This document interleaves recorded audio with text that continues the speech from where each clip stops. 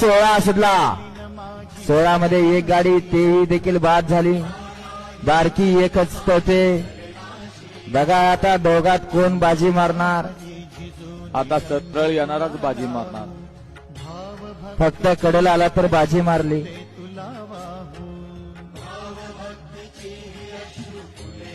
नुसतं पुढे पळून काय उपयोग नाही, फक्त शिस्त पाहिजे.